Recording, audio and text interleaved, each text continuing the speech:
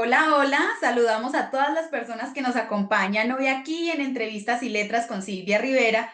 Yo soy Silvia Rivera y este es un espacio creado por el grupo editorial Letras Negras. Bienvenidas a todas las personas que nos acompañan semana a semana. El día de hoy venimos con un nuevo libro de colecciones, en este caso es colección de monólogos. Este es Fragmentos del Pensamiento, parte uno, publicada por Palabra Herida. El día de hoy nos encontramos con algunas de las personas que hacen parte de esa colección y que nos acompañan hoy aquí para contarnos un poco acerca de sus vidas y de cómo llegaron a participar en Fragmentos del Pensamiento, parte uno. Así que Val, Pablo, Yael, Daniel, bienvenidos. El espacio es todo de ustedes. Gracias. Gracias, Silvia. Gracias. Muchas Bueno, gracias. como lo prometido es deuda, mi audiencia siempre quiere es chismecito. ¿Qué les parece si empezamos hablando un poquito de quiénes son ustedes, de dónde escriben, ¿cierto? Desde dónde están conectados en este momento. No sé si Pablo quiera empezar a contarnos quién es él. Perfecto, yo empiezo. Bueno, soy Pablo Elizondo Vega, soy de Chile, del sur de Chile, en este caso de la Patagonia chilena. Compartimos la Patagonia con Argentina, un trocito pequeño de la Patagonia chilena tenemos nosotros. Y bueno, ahí, ahora no estoy en la Patagonia, pero ahí originalmente empecé a tener contacto con el arte, con las coplas, y fueron los primeros aproximaciones a la literatura en mi caso. Con la parte argentina, las coplas argentinas, los cantos, todo eso me fue influenciando y un poco la naturaleza que existe también en el entorno, que es tan hermoso.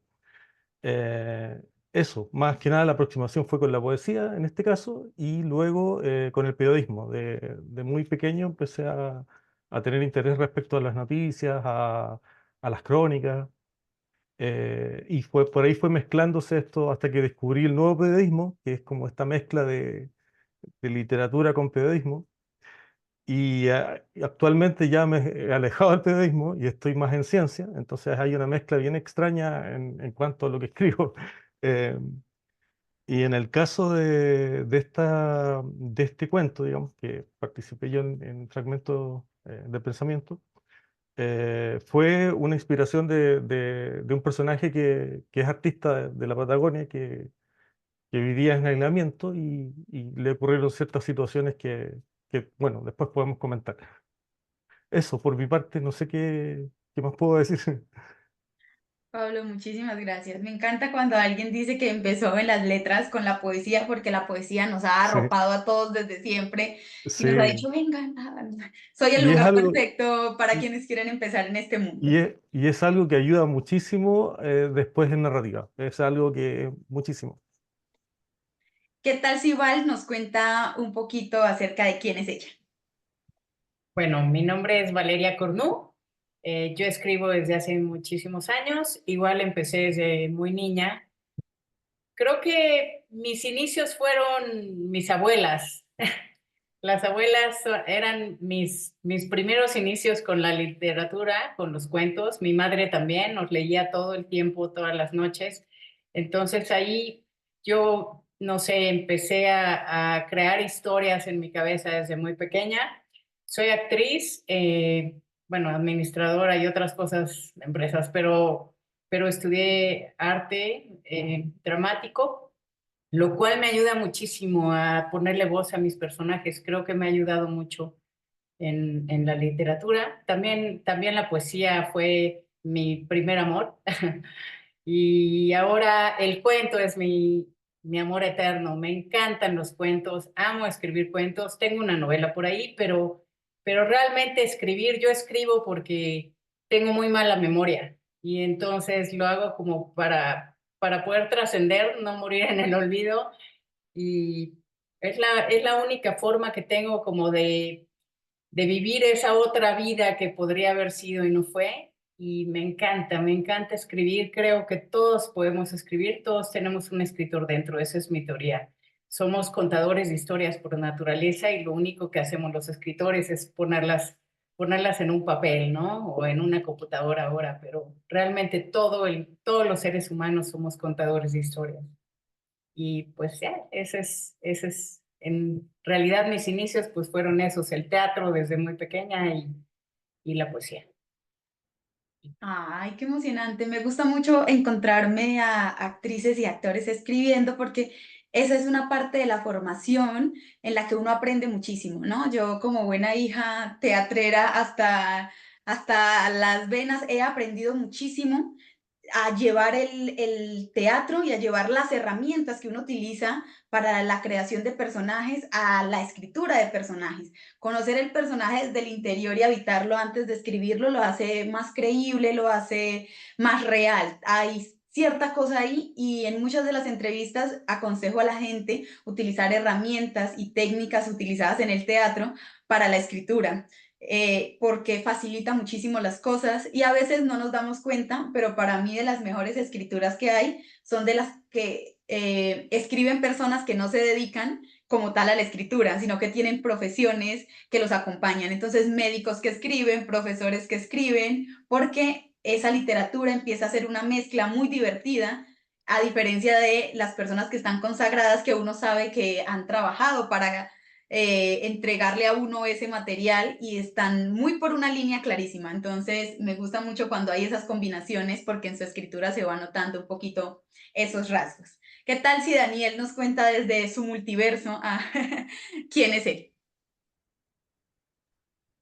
Bueno, ¿qué tal? Buenas tardes. Mi nombre es Daniel Lanza, soy de Uruguay, vivo en Montevideo, en la capital.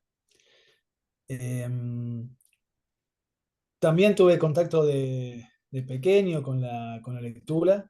Tuve la suerte de criarme en un entorno familiar donde había muchos libros y, y bueno, me hice fanático de algunos de ellos. Eh, Me gusta muchísimo el arte, amo el arte, me gusta mucho en particular la música. Este, y bueno, hace un tiempo he tratado de venir escribiendo algo y en este caso, en este cuento que presenté, en esta antología en particular, estoy teniendo como una especie de interés en poder tratar de darle voz a aquellas personas de la sociedad que por distintos motivos han sido excluidas. Quizás tenga que ver un poco con mi trabajo, yo trabajo en lo social, yo soy docente, soy educador. Eh, y, y bueno, y hay algunos, he tenido como un interés en tratar de rescatar esas voces, ¿no? A través de las ficciones, en un intento de buscar generar cierta empatía, ¿no? Para algunos personajes que a veces se dan por perdidos, digamos, o directamente son excluidos y discriminados, y en realidad hay toda una historia por detrás que explica mucho de lo que sucede, que bueno, que qué mejor forma, ¿no? De tratar de mostrarla que a través de la ficción. Y bueno, un poquito por ahí. Daniel, muchas gracias. Me gustan ese tipo de compromisos. Yo también soy de las que cree que cuando uno tiene de alguna forma la necesidad o el privilegio de escribir, porque a veces pensar y hacer este ejercicio de la escritura es un privilegio que algunos tienen y otros no. Dependiendo de sus circunstancias, usted puede dedicar el tiempo a la reflexión y después a la escritura de esa reflexión.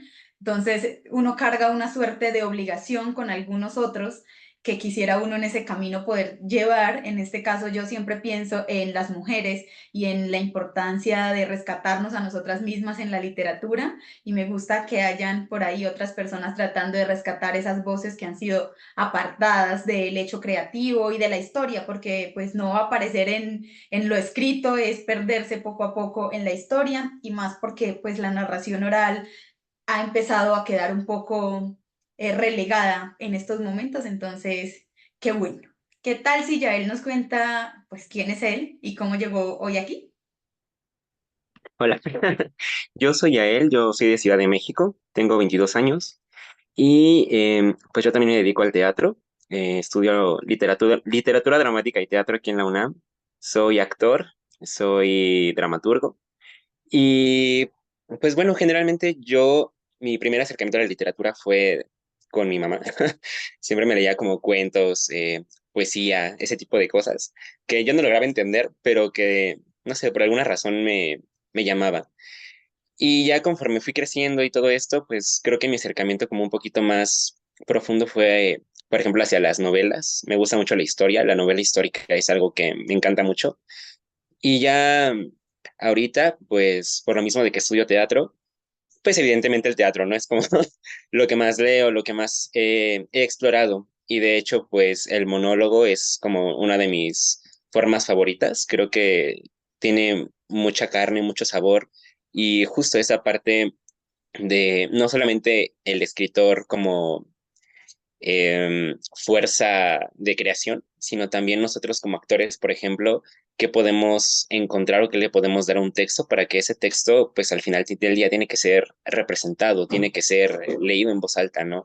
Y creo que a veces nuestras profesiones nos permiten darle esos matices y ese color a los textos que los hace, pues, vivirse, explorarse, representarse. Y yo creo que es de lo más bonito que podemos ofrecer de repente, incluso dentro de nuestras diferentes profesiones, ¿no? Siempre tenemos algo más allá que aportar a la literatura y creo que es lo bonito. Yael, muchas gracias. Me encanta porque ya se empieza a empalmar un poco acá la conversación acerca de cómo escribir algo, por qué escribir algo, y por ejemplo el monólogo es algo muy específico. Para mí, monologar ha sido como, al menos monologar, no para la actuación, sino para la lectura, es muy distinto a crear monólogo a la hora de llevarlo al hecho escénico, porque cuando uno hace ese tipo de dramaturgias, pues requiere que usted esté pensando escénicamente más que literariamente. Entonces uno piensa, bueno, esto va a tener movimiento, ¿qué va a pasar en el escenario? Voy a estar quieto, voy a tener que desplazarme, voy a tener objetos, ¿cómo me relaciono yo con esto? Pero a la hora de monologar para un texto escrito que no solamente va a ser representado, que puede serlo, tenemos que pensar en cómo hacer que ese flujo de pensamiento le llegue al lector, que el lector sienta que está dentro de la cabeza, que está habitando el pensamiento de alguien y que ese alguien le está transmitiendo una idea que lo va a transformar, porque no hay nada más agradable que enfrentarse a un texto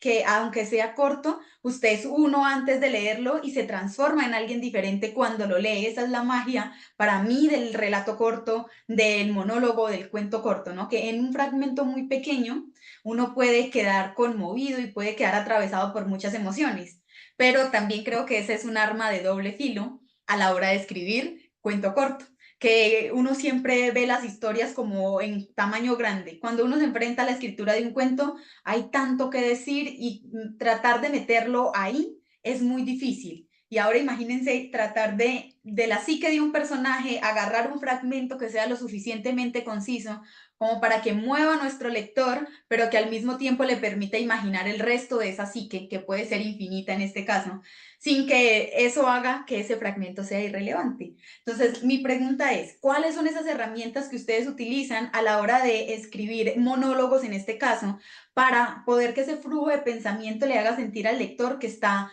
precisamente habitando otra conciencia? ¿Cuáles son esos truquitos o cómo hicieron, al menos en este caso, en fragmentos del pensamiento, para tratar de lograr esa sensación de, bueno, mi lector va a saber que está atravesando la mente de alguien? No sé quién quiere empezar a comentar un poquito acerca de esta pregunta o lo hago a dedocracia como suelo hacer aquí en este espacio.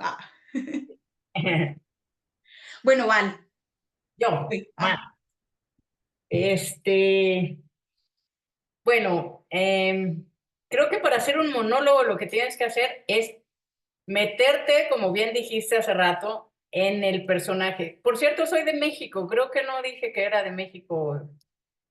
Somos no solo colegas de profesión, sino también somos, ¿cómo se dice? Paisanos. Somos paisanos. Exactamente. Bueno, yo creo que meterte en el personaje. En mi caso, yo hice un monólogo que se llama Ana Mía y es acerca de un personaje que es una tía, hermana de mi madre, que nació con parálisis cerebral. Entonces yo conviví con ella muchísimos años de mi vida, hasta hace unos años, y cuando yo era pequeña no entendía que ella estaba enferma, pero conforme fui creciendo me di cuenta de que estaba enferma, que no, porque ella jugaba con nosotros y era como una niña. Entonces era sordomuda además.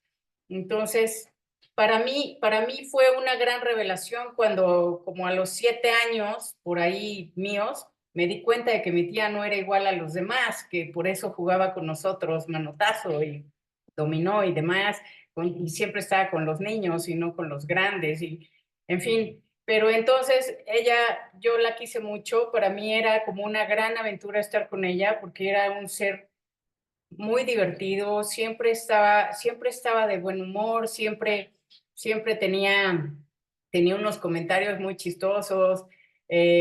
A pesar de ser sordomuda, sabía leer, escribir y además escribía acerca de una historia de una amiga de ella que es un personaje muy importante en México, que se llama Gaby Brimer, que es una persona con parálisis cerebral que trabajó muchísimo tiempo para que le dieran derechos, por los derechos de los enfermos. Entonces, bueno, traté de meterme en la piel de mi tía y tratar de pensar como ella, porque ella a veces no entendía por qué no la entendíamos, o por qué nos escuchaba, o por qué ella nació así, ¿sabes? Entonces, simplemente traté de pensar en todas las vivencias que tuve con ella y traté de plasmar eso porque mi interés realmente al escribir esta historia es hacer conciencia sobre que todos somos iguales y hay unos que tienen algunas limitaciones, pero no por eso dejan de merecer amor, ¿sabes? Y merecer respeto. Y eso es, lo escribí desde ese punto de vista, nada más para hacer conciencia de que todos somos seres humanos, aunque no todos somos perfectos como creemos que la perfección es, ¿no? Sino ella en su discapacidad era perfecta igual. Ay, qué hermoso.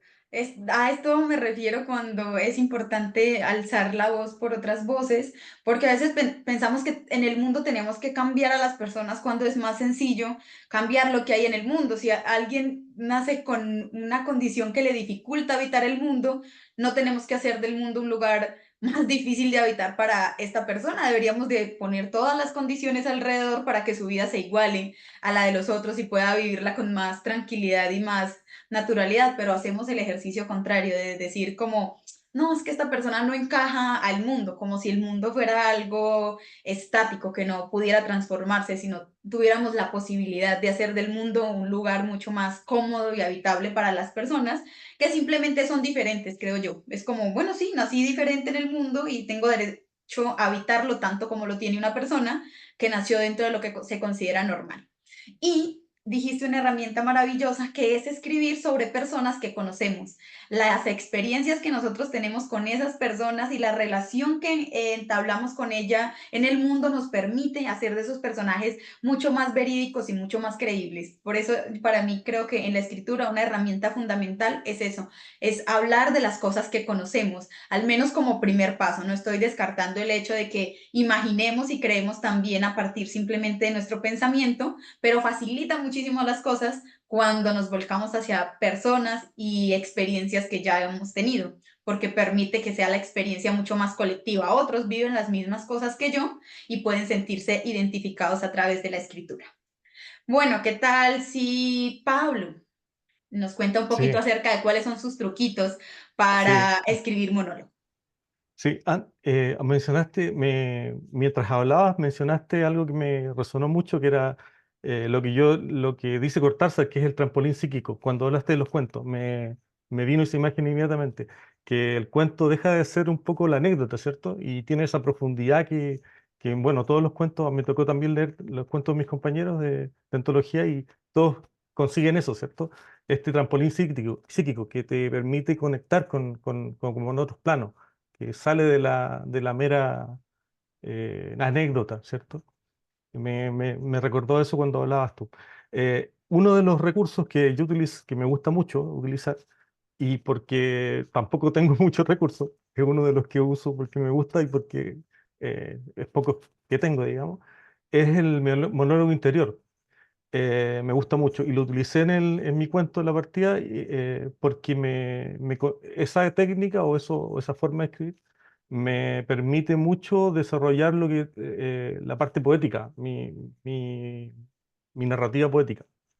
Me cuesta más trabajo de repente lo que pueden hacer los actores, que es como personificar, ¿cierto?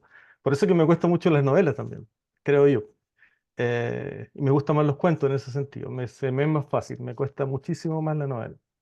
Eh, en el caso de la partida, bueno, trata también de un personaje real que lo ficcioné. Y bueno, y en él, a raíz de una tragedia, digamos, él empieza a cuestionarse y a divagar respecto a esta partida, que es que todo se ejemplifica en una salida de una puerta, una persona que sale por una puerta. Y en esa salida empiezan a ocurrir cosas en su mente y en su corazón, digamos, y empieza a expresar todo esto que se le viene en la mente con las palabras. En este caso, el monólogo interior, bueno, me gusta mucho lo que leí harto Dostoyevsky en su momento, entonces como traté de tomar todo eso, que es un maestro, y bueno, Virginia Woolf también lo hace, son gente súper extraordinaria en eso, entonces con un poquito porcentaje que uno tenga de eso, ya como que logra articular un poco este monólogo interior. Eh, yo quedé conforme desde el punto de vista de mis sentires, más que en la narrativa, ¿cierto? Porque comunica muy bien lo que este personaje estaba viviendo en este momento, en esta partida. Esta persona que se va y está en la incertidumbre si va a volver o no. Eso es lo que usé yo en mi cuento. Yo hice lo que pude, con lo que tenía. Sí, sí, así somos los escritores. Tratamos de hacer lo mejor que se puede.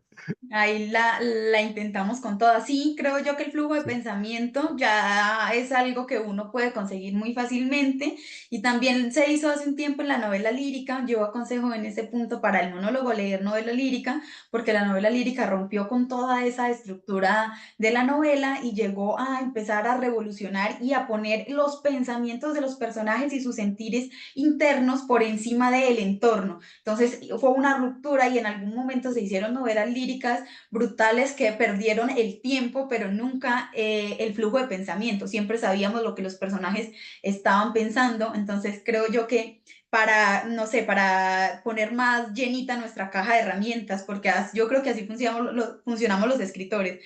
Leemos algo y decimos, ay, qué chévere lo que hizo acá, y uno poco a poco va aprendiendo a hacer lo que otros han hecho y lo va perfeccionando. Entonces, en este caso, yo recomiendo la lectura de novela lírica, puede ayudar mucho, o de otros monólogos, porque en este caso, pues no solamente existe la herramienta de apelar a, bueno, en el monólogo solo hay una persona, sino que el monólogo permite que haya un alguien imaginario con quien conversar y apelar, por ejemplo, al diálogo para salvarse la vida un poco ahí si uno es bueno haciendo diálogos. Entonces, flujo de pensamiento también creo que es una muy buena herramienta para el monólogo, es la más intuitiva también, a la que llegamos de manera natural. Decimos como, bueno, un monólogo. Ah, bueno, ya, yo tengo monólogos todo el tiempo en mi cabeza conmigo mismo. ¿Cómo hago para llevar eso al papel? Bueno, ¿qué tal si Daniel nos habla de sus herramientas? Bueno, yo escuchando ahora a Valeria y a Pablo, concuerdo mucho con lo que estaban diciendo. Yo pienso lo siguiente, y es muy, muy personal lo que voy a decir quizás. A mí me pasa que cuando escribo algo, sea en forma de cuento, en forma de monólogo, la primera pregunta que me hago es, ¿por qué tiene que contarse esa historia? ¿No? ¿Por qué valdría la pena que alguien la lea o alguien la escuche? Eh, y después que creo entenderle una razón de ser, lo segundo que trato de hacer es seleccionar qué es lo que me parece que hay que contar, que no es todo, ¿no? Y bueno, ¿no? Y eso que decían recién, es imposible escribir sobre algo o que no sea una vivencia, o que no sea una experiencia, o algo que en algún momento se haya visto, vivenciado. Pero también es como bien importante en esto de tratar de hacer arte, ¿no? El salir de lo autobiográfico.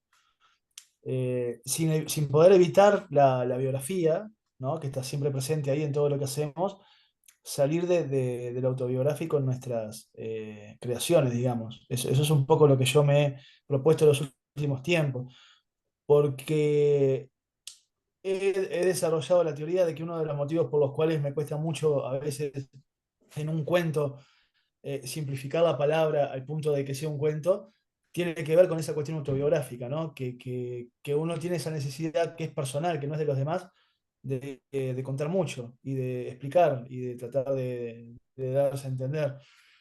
Y un poco con este monólogo que yo escribí para esta antología, el monólogo habla de un personaje que tiene un problema de adicciones y que él trata de justificarse permanentemente explicando que él no es un adicto, que es cualquier otra cosa menos un adicto. Y, y también está relacionado, por supuesto, a algo que vi, algo que vivencié, ¿no? Y el objetivo era que los otros puedan empatizar con que el otro no siempre se equivoca porque es evidente que está errado. Está esa cuestión discriminatoria en cómo la sociedad ve a la otra edad, ¿no? Está mal lo que estás haciendo y es evidente y todos lo sabemos menos vos. Bueno, pero hay también una cuestión personal en cada ser humano que hace que viva como vive y tome las decisiones que toma y no están necesariamente relacionadas a que sea tonto o a que no se dé cuenta de las cosas, ¿verdad? Entonces, ¿cómo poder transmitir una experiencia personal para que otros puedan quizás empatizarlo?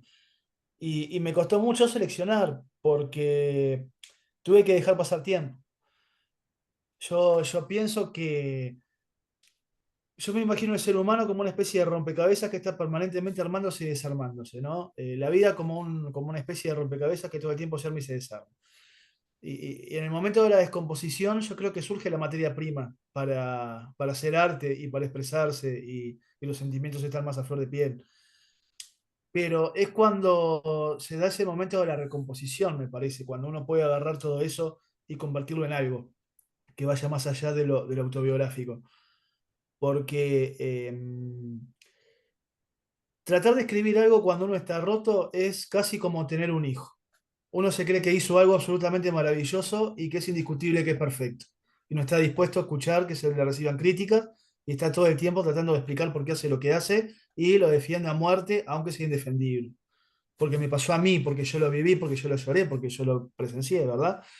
Y yo creo que en el momento en el cual uno logra recomponerse y todo eso que sucedió queda como un atisbo de material, es ahí cuando uno lo mira de lejos y lo puede agarrar y decir, bueno, ahora sí yo con esto puedo hacer un cuento, puedo hacer un relato, puedo tratar de transmitir algo. Porque ahora sí estoy dispuesto a sacarle eso que yo precisaba contar porque ya no preciso contarlo. Porque ya no lo tengo tan a flor de piel, porque ya no es una cosa que me pertenece, sino una materia prima para querer hacer otra cosa. Porque ahora estoy bien para crear. ¿Se entiende? Con esas cosas que viví que fueron malas, ahora estoy bien para crear. Y yo creo que un poco es eso. Yo creo que, sobre todo para hacer un monólogo, capaz que es importante cuando surgen las ideas y surgen las vivencias que uno lo impactan y se encuentra esas personas que a uno lo movilizan, uno tiene que recoger todo eso con la sensibilidad a flor de piel y tratar de plasmarlo, 100 palabras, en lo que sea, y después dejarlo ahí para retomarlo después, cuando uno puede verlo con otra cabeza y con otra distancia. Y eso es un poco no sé si estrategia, pero es un poco lo que me ha servido para tratar de mejorar la escritura en algunos aspectos. Y funciona muy bien, sí, la verdad es que creo yo que uno, todas las herramientas de las que uno se pueda valer para escribir, por lo general, individualmente le funcionan, porque esto no es como que haya una fórmula mágica y que tú te subes al barco de esa fórmula mágica y funcionó para ti, sino que uno mismo tiene que ir viendo qué herramientas le funcionan y qué no.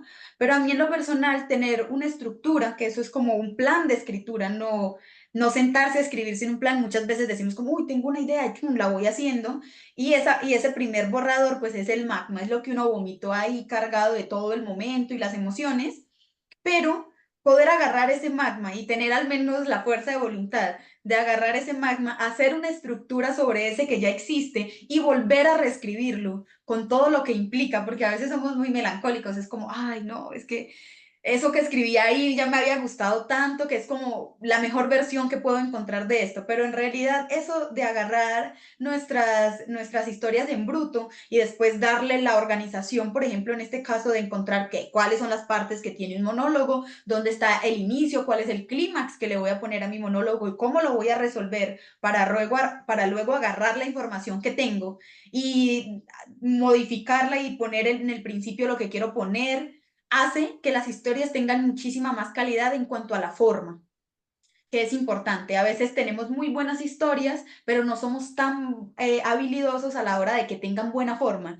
Y al menos en este mundo hostil y difícil del mundo editorial y de la competencia, es importante fijarnos en eso. ¿Qué estructura va a tener? ¿Cierto? ¿Qué estilo? ¿Qué tono? ¿Eso va a tener algún ritmo? Y si yo hago el ejercicio de crear eso primero, ya empieza a estar delimitado. Lo mismo pasa con todo, no solamente con la macroestructura, sino con la estructura de cada personaje. También es importante agarrar nuestros personajes y saber cuáles son sus motivaciones, cómo se hace en el teatro, ponerle unas condiciones dadas, de dónde vino hasta el lugar en donde está ahora, qué lo trajo, qué fue todo ese trasegar que lo convierte en ese personaje ideal para mí y que yo quiero que sea leído este personaje y que sea conocido por otras personas. Hay que hay que hacerlo. Creo que sí es muy importante esa labor de carpintería y de pensarnos sobre lo que queremos escribir, como es igual de válido sentarnos a escribir llevados por nuestras emociones. Por eso digo que la poesía es como la mamá de muchos de nosotros que escribimos, porque fue ese lugar en donde uno podía hacer eso con libertad, donde uno llegaba maltrecho y decía, ay, hoy es el día de escribir este poema desgarrándome el alma. Pero ya el cuento, la novela, ya la prosa un poco más extendida requiere eso, porque ahorita estamos como en un mundo en donde tenemos un lector que está en la mitad, que no es el lector ideal que tenemos en la cabeza, pero es un lector que requiere que uno como escritor le suelte herramientas, le suelte técnicas y diga, bueno, aquí estoy evadiendo que se aburra mi lector, ¿sí? Lo estoy enganchando en esta primera página, estoy utilizando lo que pueda y con la planeación sí se logra. Creo que sí se logra planeándose bien y dándole tiempo al tiempo para que madure la idea. Entonces, Daniel, me parece que tu estrategia también es muy buena y no solo funciona con el monólogo, creo que funciona con el cuento y funciona muy bien con la novela. Tener la novela ya hecha en la cabeza y tenerla escrita en un papel, solamente la estructura, facilita todo el trabajo. Uno ya se sienta nada más a disfrutar del proceso de escritura. Bueno, Yael, no sé tú qué tengas para decirnos acerca de tu forma de escribir monólogo. Tú siendo actor, que me parece que desarrollamos herramientas ahí secretas. Bueno, y a lo mejor yo hice un poquito de trampa, ¿verdad? Es que yo soy dramaturgo, entonces también escribo obras de teatro. Y digamos que este monólogo especialmente no salió de una obra, pero sí salió de la idea de una de las obras que yo ya tenía escritas. Entonces, no lo sé, por ejemplo, en teatro siempre estamos buscando como lo que le decimos el conflicto, ¿no? Y en este sentido, para mí los monólogos se me facilitan más y me gustan más no solamente por mi formación, sino porque creo que a comparación de otras escrituras que pueden como que perderse un poquito ahí en los límites, ¿no? Como por ejemplo el cuento o ese tipo de cuestiones. En el monólogo es muy rico porque puedes explorar las emociones de una persona e incluso creo que como escritores manipular, porque estamos contando desde esa perspectiva, ¿no? Entonces, a mí es algo que me fascina mucho. Dentro de las, por ejemplo, herramientas que yo utilizo dentro de mi escritura, tiene que ver mucho como con una cuestión regional. A mí me gusta mucho esta escritura que te sabe al lugar de donde viene, ¿no? Que tú desde que, o sea, no sé, tú lees un cuento y dices, claro, este cuento, yo estoy seguro que el escritor seguramente es mexicano, estoy seguro que este escritor es chileno, ¿no? Porque está en la forma, porque está en la raíz de ese texto. Y creo que eso es algo muy rico y es algo que a mí me ha gustado explorar mucho. Y también en la cuestión del monólogo y también pensando en teatro, me gusta también pensar en qué está haciendo el otro personaje, ¿no? Porque, claro, generalmente pensamos como en el monólogo justo en algo interior o incluso algo más apegado a un soliloquio, pero no sé, pensar en un monólogo que está siendo hecho mientras la otra persona, aunque no está diciendo nada, está ahí parada. O sea, puedes estar en una mesa platicando, pero al final del día el interlocutor está ahí sentado o parado o no sé, creo que también es muy rico explorar esas partes.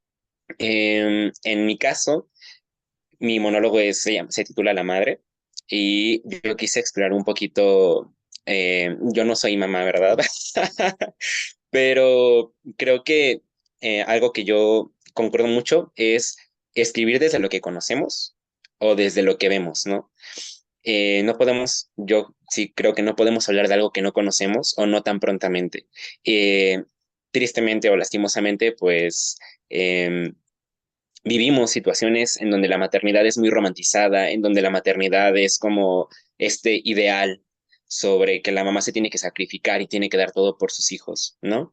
Y dejamos de lado todo lo que, pues, al final del día se tiene que vivir y cómo se abandonan sueños, se abandonan esperanzas, se abandona toda esta, pues, esta humanidad y estos deseos, porque, pues, el mundo es crudo, es cruel y esta forma de perspectivas y de espejos, creo que es algo que se tiene que hablar y es algo de lo que se tiene que ver.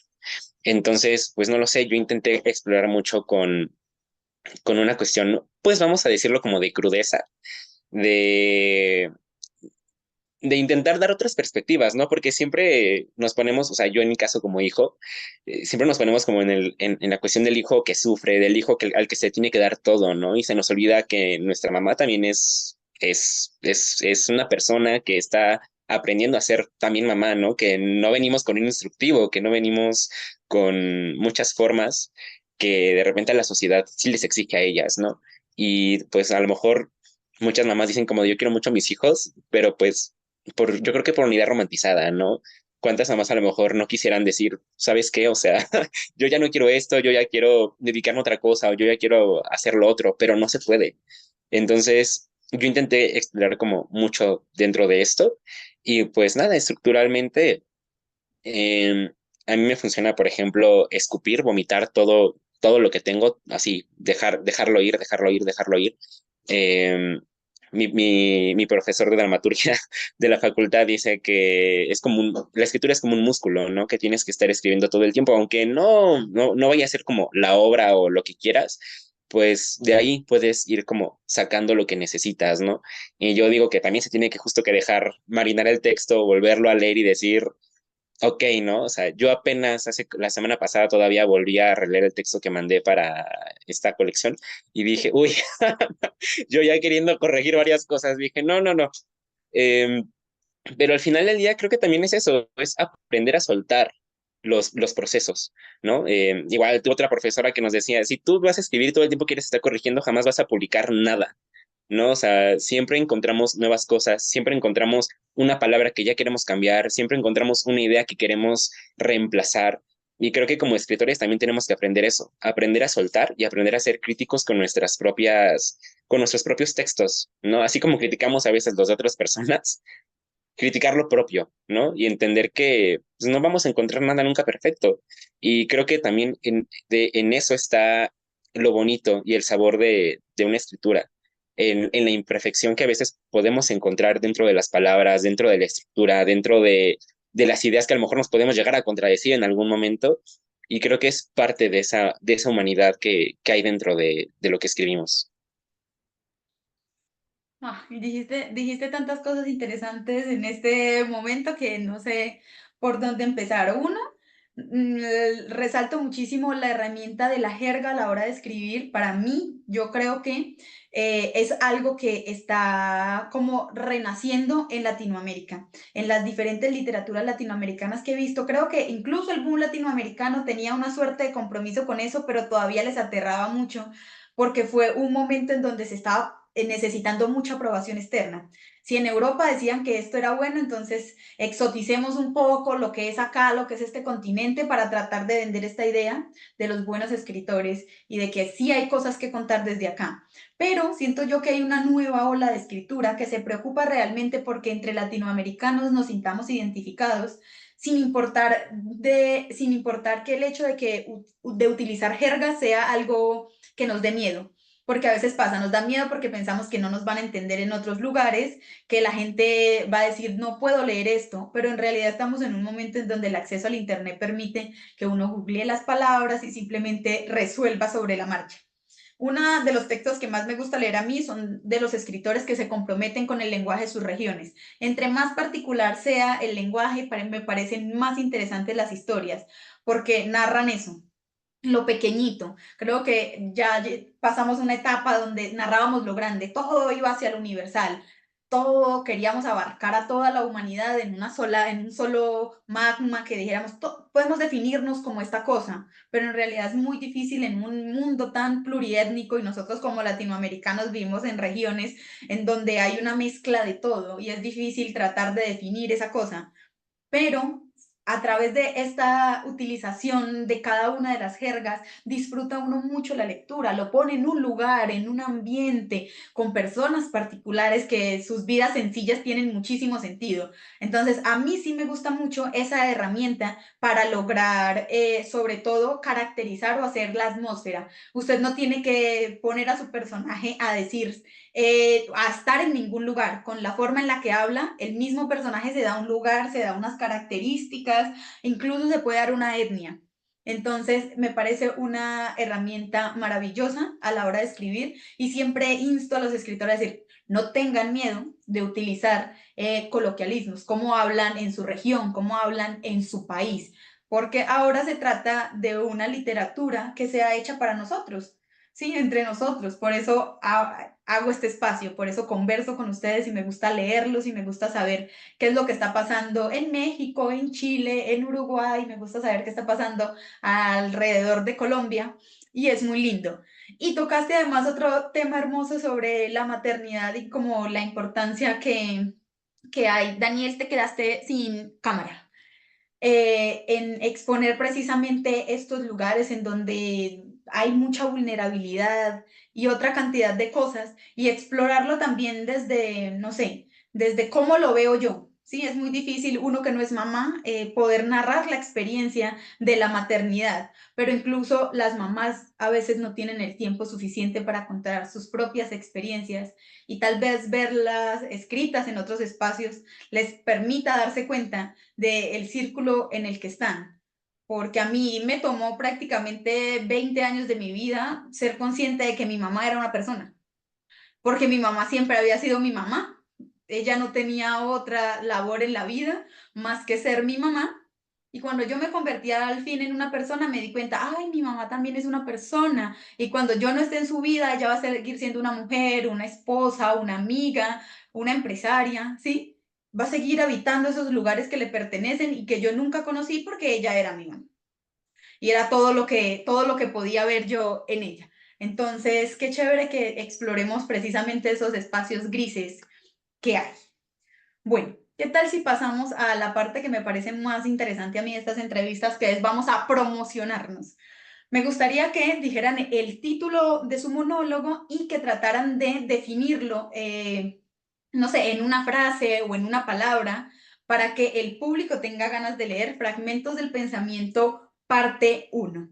¿Qué tal si Val empieza tratando de definirnos su obra? ¡Wow! Val, no, yo no. Vas. Frase,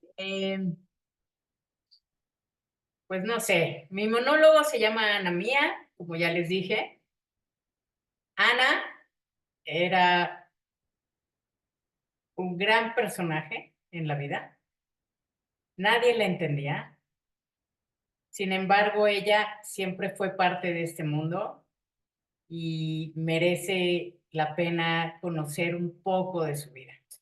No sé si le hice justicia, espero que sí, pero en mi conciencia queda que creo que sí se le hice. Yo la admiraba desde pequeña, le pedí que fuera mi madrina de primera comunión. Yo me llamo como ella, mi nombre es Ana Valeria porque el nombre de Valeria era muy feo cuando me lo pusieron hace muchísimos años y mi mamá decía, no le podemos poner Valeria a mi hija, hay que ponerle algo porque si no nos va a ahorcar cuando sea grande.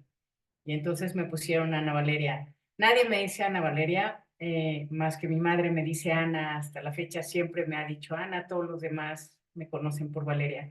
Pero creo que Ana es una persona digna de conocerse y es un mundo al que los invito a todos a conocer. El mundo de la parálisis cerebral existe, está aquí y es importante hacer sonar sus voces, a pesar de que mi tía Ana era sordomuda.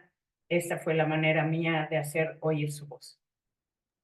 Ay, Ana Valeria, muchísimas gracias. Gracias. Pablo, ¿qué tal si nos defines tu Sí, obra? sí, yo hablé un poquito antes de mi cuento, que se llama La partida, ¿cierto? Bueno, en él uno siempre trata, bueno, al menos yo trato en los cuentos como explorar preguntas o sensaciones que uno, de incomodidad, qué sé yo, preguntas que te inquietan, ¿no? Un poco. Y en el caso de la partida, por ejemplo, no solo trata de la partida que uno puede decir, alguien que se muere, ¿cierto? En este caso traté de pensar lo más allá y tratar de recorrer todas las cosas que nos pasan cuando algo se va de nuestras vidas.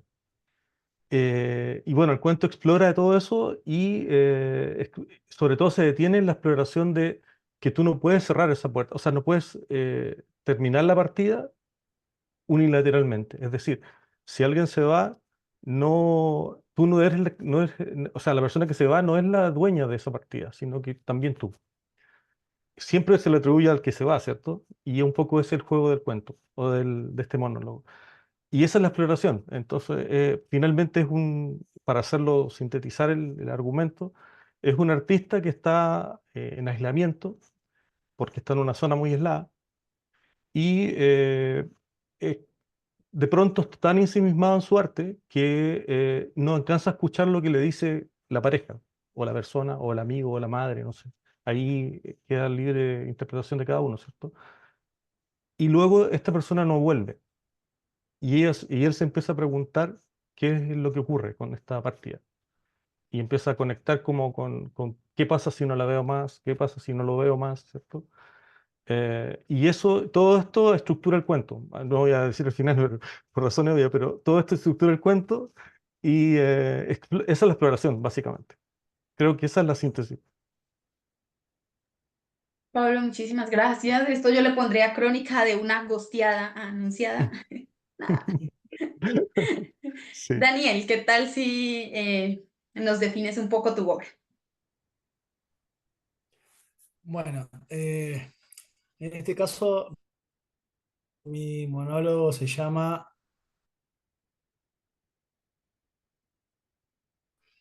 No, señor, de ninguna manera, evidentemente falso. ¿Verdad? Lo que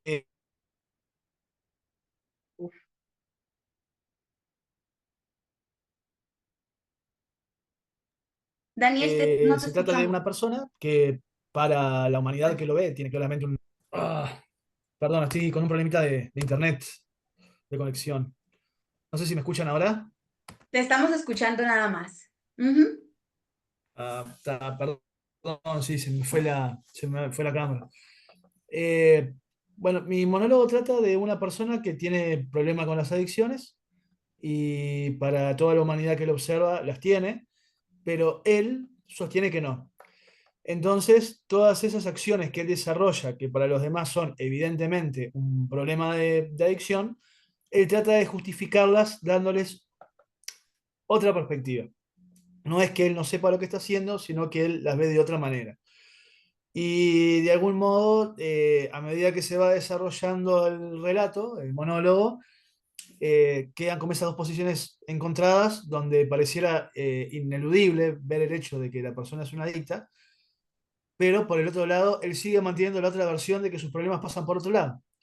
Entonces, es un monólogo que trata de conjugar dos visiones diferentes sobre una misma situación para tratar de generar una empatía eh, con ambas versiones de la historia. Esa es un poco la trama.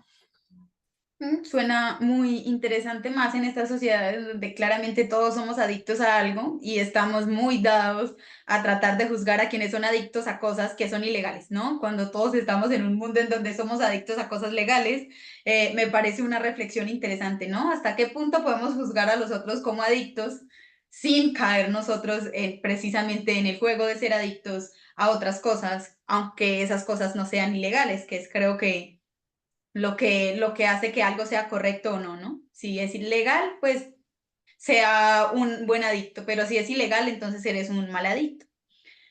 Yael. Hola, sí. Bueno, pues mi monólogo es La Madre. Em, y pues es un monólogo que explora la crudeza de la maternidad, los juicios sociales y la forma en la que las personas pueden condenar, ¿no? Especialmente a las mujeres que tienen una maternidad a veces no deseada, obligada, vaya, y cómo pues se sacrifican y nosotros como hijos se nos olvida que son también personas, que son seres humanos, que tenían sueños, que tenían ambiciones y a veces reprochamos sin entender o sin empatizar cómo se sacrifican a tal punto de pues olvidarse de todo y dedicar su vida a alguien que no lo agradece, ¿no? Que en este caso pues son los hijos. Entonces, pues bueno, esa es la perspectiva de la mamá. Es un desahogo, creo yo, de su parte hacia su hijo y pues nada, creo que esa es la exploración de cómo una mamá que no desea tal vez ser mamá o sí lo desea o este mismo dilema de preguntarse ella misma si sí quiere o no quiere, si quiere a su hijo, si no quiere a su hijo, si no lo quiere se va a sentir culpable, si sí lo quiere, cómo puede mejorar esa relación con él, ¿no? Entonces, pues por ahí va más o menos mi texto. Yael, muchísimas gracias. Quiero recordarle a toda nuestra audiencia que hoy estamos hablando de Fragmentos del Pensamiento, parte uno, y que la pueden encontrar en la plataforma oficial del Grupo Editorial Letras Negras. Pueden googlear el Grupo Editorial Letras Negras, los manda a una plataforma y ahí pueden comprar el libro desde cualquier lugar del mundo. Bueno, ¿qué tal si nos comparten sus redes sociales para que la audiencia los pueda seguir? Si ustedes ahí comparten algunos de sus textos o pues tienen una página activa, si escriben en alguna revista, pues este es el momento para promocionar precisamente esos espacios en donde puedan conocer un poquito más de ustedes. ¿Qué les parece si Pablo nos comparte sus redes sociales para seguir? Sí, lo mío es súper breve porque solo uso Instagram. Tengo una página web que la estoy desarrollando, que es de autor, pero todavía no está habilitada, entonces estoy todavía en construcción. Así que mi Instagram, bueno, es mi nombre, Pablo Elizondo Vega, y bueno, ahí comparto, qué sé yo, cosas que me han pasado, digamos, con la literatura. Hago distintas cosas, reflexiones de libro, tengo un podcast también, que conecta sueños con literatura. Ahí en Instagram pueden ver toda la información que tengo ahí y los proyectos en que estoy. Pablo, muchísimas gracias. Gracias a ti. Ana Valeria.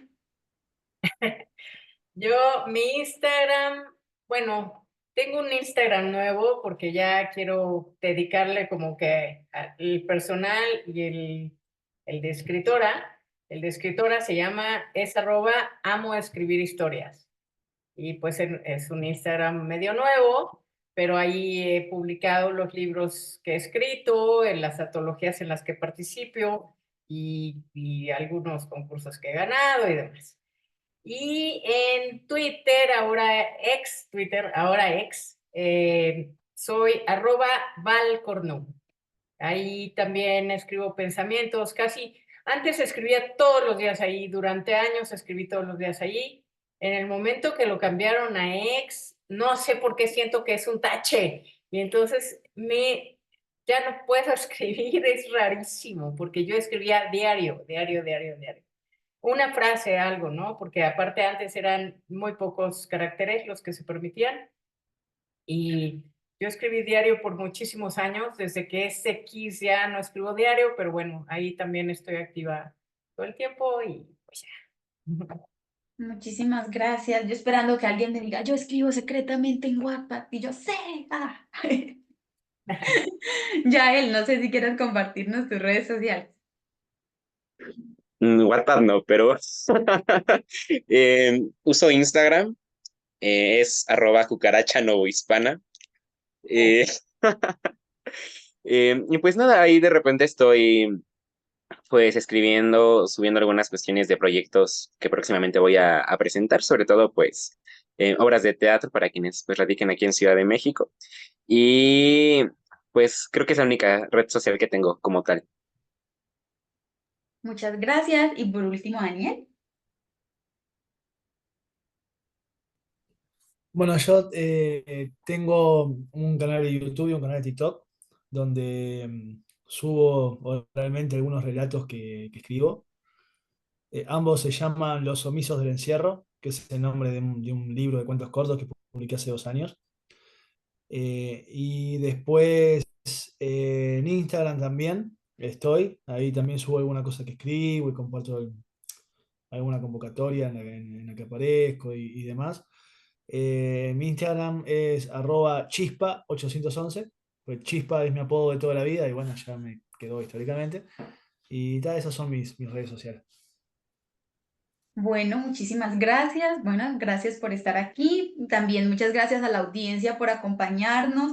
Espero se hayan disfrutado muchísimo la presentación de Fragmentos del Pensamiento, parte uno. Ya saben que lo pueden conseguir a través de la página oficial. No sé si alguno de ustedes esté vendiendo el libro en sus países, en sus regiones. No sé si ninguno, ¿no? Bueno, Yo entonces. tengo algunos que pienso vender por ahí, pero poquitos, tampoco pedí tantos.